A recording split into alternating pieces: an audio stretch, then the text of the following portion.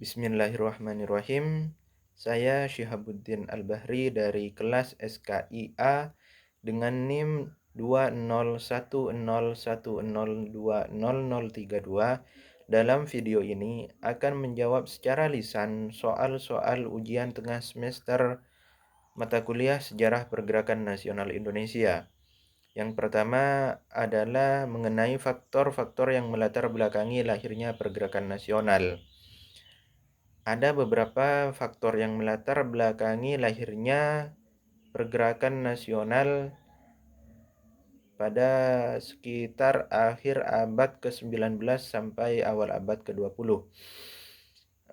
Yang pertama tentu adalah penjajahan yang dilakukan di Indonesia, yang mana penjajahan ini berlangsung selama berabad-abad dari abad ke-16, sekitar abad ke-16. Penjajahan yang berlangsung sangat lama ini tentu membuat bangsa Indonesia ingin memperoleh kemerdekaan mereka kembali.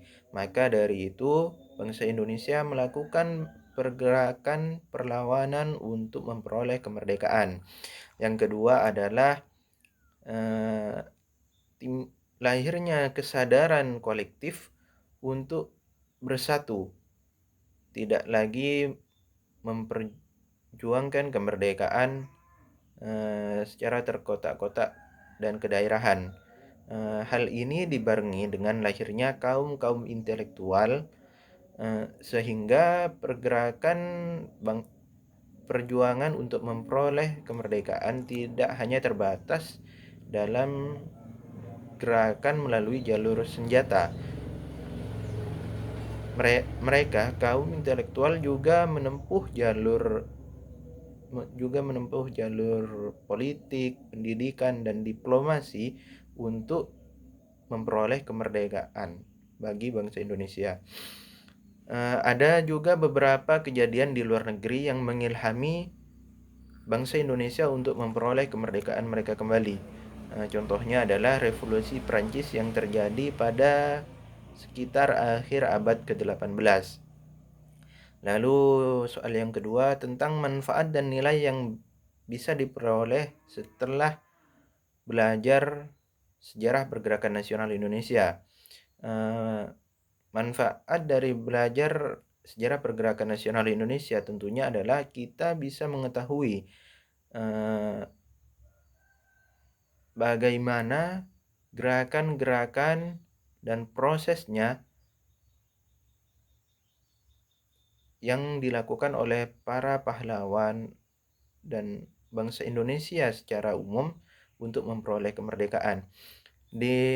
Pada hari ini di mana banyak terjadi pembelokan narasi dan juga fakta sejarah, dengan mempelajari sejarah pergerakan nasional Indonesia, hal tersebut bisa memproteksi kita dari banyaknya kabar burung atau hoaks yang beredar. Bahkan kita bisa membantu untuk meluruskan hal tersebut.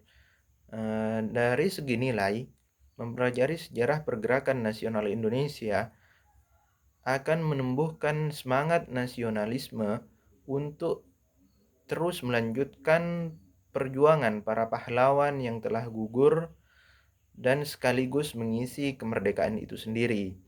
Lalu yang ketiga adalah mengenai politik kolonial. Politik kolonial di sini adalah tata cara atau kebijakan-kebijakan yang dibuat Belanda untuk menguasai Nusantara dan juga melanggengkan kekuasaannya di sana. Pada umumnya,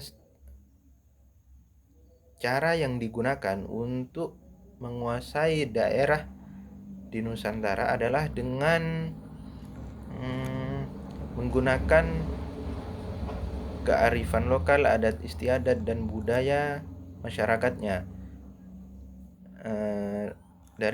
Dari nilai-nilai lokal tersebut, Belanda masuk dari sana, dan biasanya Belanda menggandeng para penguasa lokal untuk dijadikan bupati di bawah kekuasaannya, sehingga mereka menjadi lebih mudah dalam menguasai daerah-daerah di Nusantara dan melanggengkan kekuasaannya hingga berlangsung sangat lama, bahkan sampai berabad-abad. Sekian jawaban dari saya.